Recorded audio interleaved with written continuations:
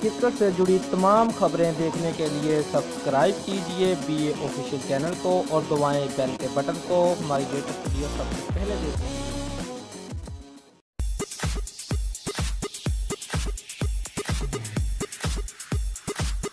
National stadium Karachi में Pakistan super league 3 के final के लिए तैयारियां जोरों शोर से जारी हैं।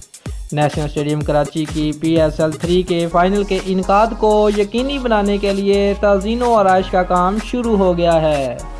पुरानी छतें हटा दी गई हैं जिस पर जर्मनी से दरामदशुदा नए शीट्स लगाए जाएंगे, लेकिन ये काम PSL के बाद होगा। शायकीन बगैर छत के मैच से लुत्फ़ उठाएंगे।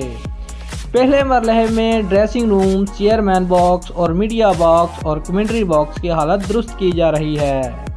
कंट्रैक्टर ने PCB को पहले मराहल का काम 31 जनवरी तक मुकम्मल करने की यकीन दहानी कराई हुई है। इससे कबल 1996 वर्ल्ड कप के मौका पर स्टेडियम की ओवरहॉलिंग की गई थी।